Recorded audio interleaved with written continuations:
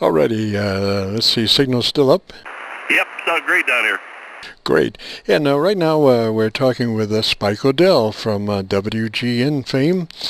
Spike, what I'm really interested in is how radio came to you as a child or as a young person. How did that come about? Well, I always tell the story, and it's on my QRZ page too.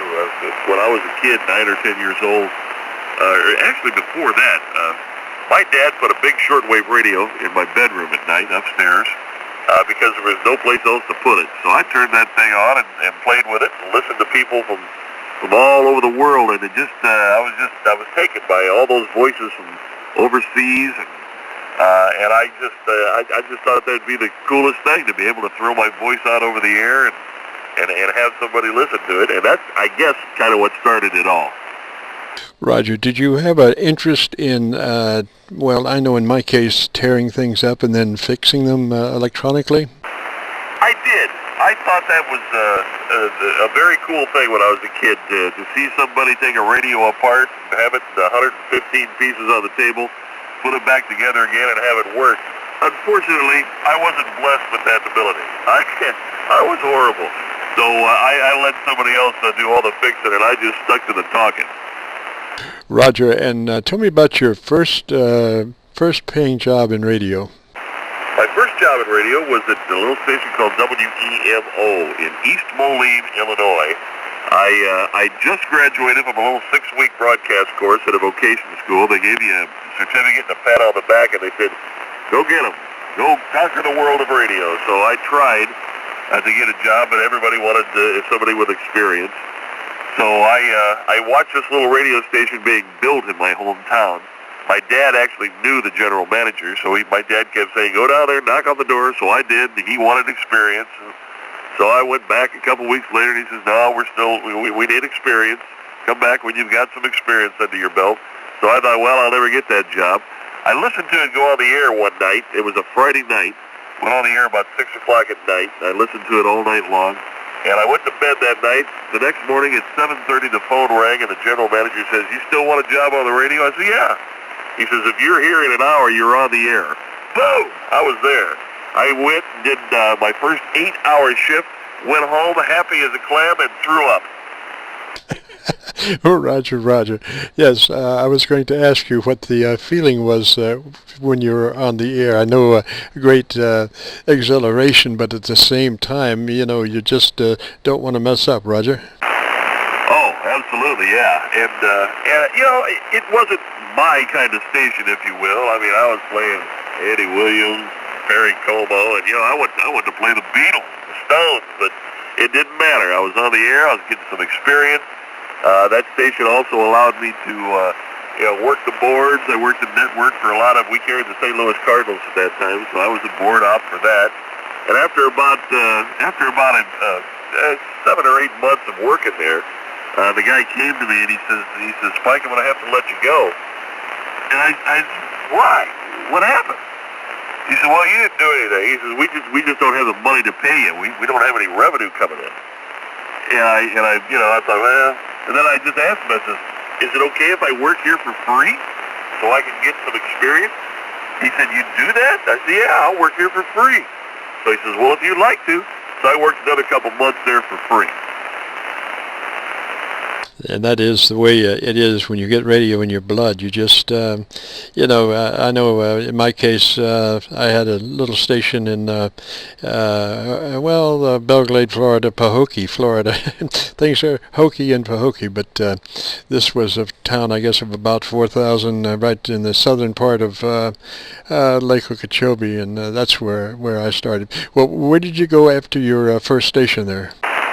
Well, I was working at the factory at that time. I was a security guard. I wore a little uniform like Barney Fife. So on the way to work one day, I had heard they needed a weekend person at a station up the street. So I stopped there on the way just to drop off a tape, and the program director heard my name outside of his office door, and he walked out. He says, "You're Spike O'Dell?" I said, "Yeah." He says, and here I am in my uniform and everything, and my lunch bucket, going to work, dropping him off a tape. And he says, "You're looking for a job?" I said, "Yeah."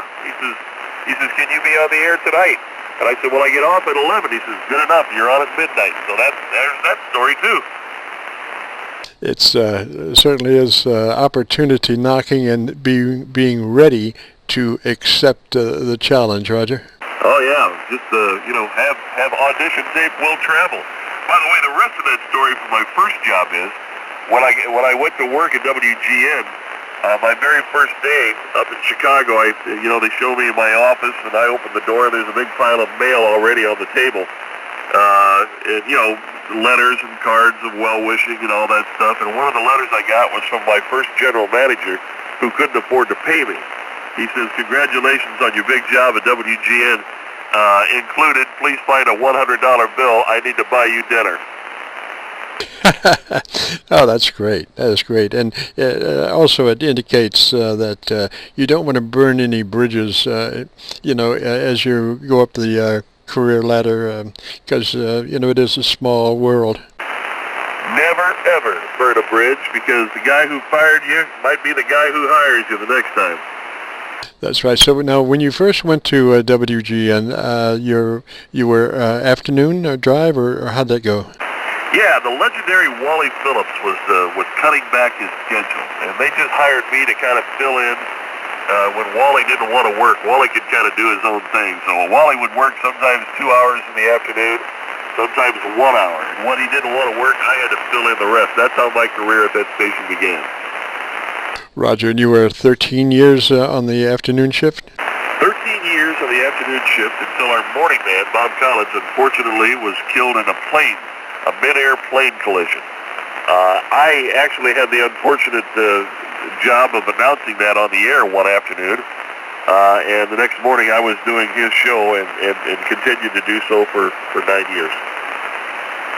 Roger, yes. And Steve and Johnny, now I first went, for WGN on a loop antenna. I had a loop antenna oriented just right that I could get WGN on one side and WSB in Atlanta on the other. And I became familiar with Steve and Johnny, and they dearly love you.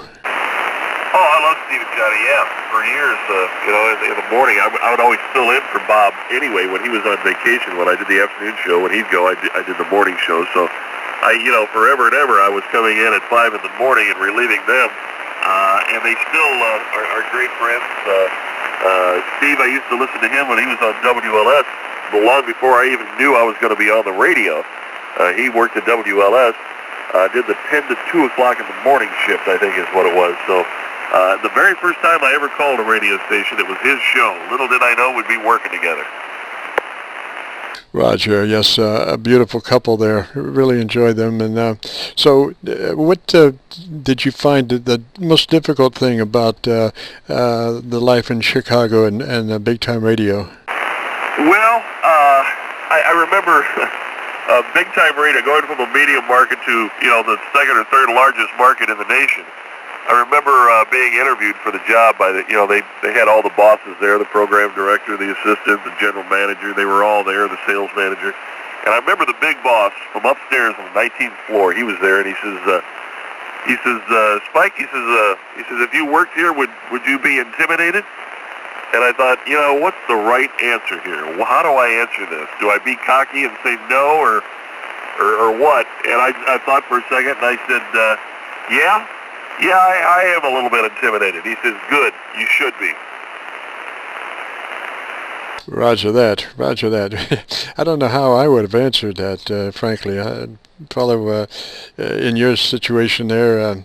But the ratings, live and die by the ratings in a city like that, Roger?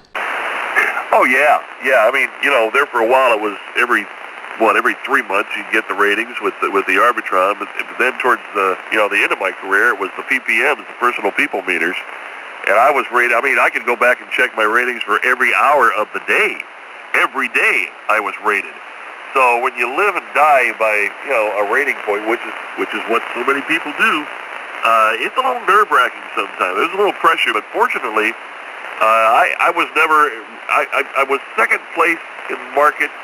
Overall for my time slot, 12 plus, 2 or 3 times over 22 years, but the rest of the time we were always number 1. Roger that. Now, and also in a market like that, you had engineers that did all the board work, Roger? Oh yeah, they wouldn't let me touch anything. I would sit there on my hands, and if I scratched my nose, they'd push a button. Right. The only control you had was a cough button? I had a cough switch, and I could punch up the people on the phone on the board in front of me. I could go to whatever line I wanted to. So that's the only thing I could do, a cough switch and phone line. Roger. And what provoked you to decide to retire? You know, my wife and I, we always wanted to retire when we were age 55 years old. We always said that for years and years, for probably 20 years. So we made a conscious effort when we went to Chicago. And granted, the money was a lot bigger in Chicago than it was in a small town. So we took a lot of that money and invested pretty well, put it in savings accounts, and we got it to the point to where we could actually retire at age 55. And the market was bad when I did, but we talked to the money people, and they said, yeah, if you're careful, you can do it. So we did. We pulled the plug. I said, I'm going to retire at 55. I told everybody that for years, and I did. Super wise decision, man. Leave yourself some time to enjoy life. You know, that's the thing about being on the air. You are responsible for every second that you're on the air, and that kind of stress can really get to you, Roger. Oh, Roger, yeah, there's times where you don't sleep at night. I tell you when I was always lucky because talking and gabbing and just chitter chatter, I never ran out of anything to say. I went to detention in high school for that, and they ended up paying me money for that. But there were times where you felt the stress. When I went to the morning show, we had a meeting a couple of months after the morning show, and I was told that my morning show, the revenue for that show, was responsible for almost 40% of what money the station makes. I woke up in a cold sweat the next morning. 2 o'clock in the morning, 1 o'clock in the morning. I couldn't sleep. I'm thinking, oh my gosh, I can't be stupid. I can't fail. And that scared me to death. That's when it all kind of sunk in on me. Roger, I know even today I'll have, I don't call them nightmares, but I'll wake up in the middle of the night or I have dreams about being at a station and trying to find that next piece of music to get ready to put on the air. And unfortunately, I think most of my dreams, they're talk radio stations because I can't find music anywhere. Yeah, I know what you mean. By the way, W4WGN for identification with KC9VKV. Roger. We are speaking with the legendary Spike O'Dell from WGN fame, and we're listening to his actual ham radio. Tell me about your ham radio station, Spike. First job where the guy couldn't pay me. I never got fired. I made it through. I should have been fired 2 or 3 times probably, but I never got fired. And everybody in this business usually does get fired a few times. Roger, we might have doubled just a little bit there. I was saying we're speaking with the legendary Spike O'Dell from WGN fame. And Spike, tell us a little bit about your ham radio station. Well, I'm a recent ham. After being retired here for 6 or 7 years, I thought, how come I'm not on a ham radio? I've always wanted to do that.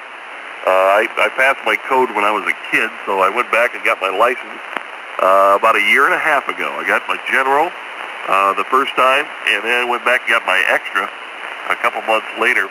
It's very modest here. I'm in an HOA situation, so I can't have a big antenna. I just got a little 87-foot wire that goes out of my ham shack window over to the top of a tree by the lake, Old Hickory Lake here in Middle Tennessee.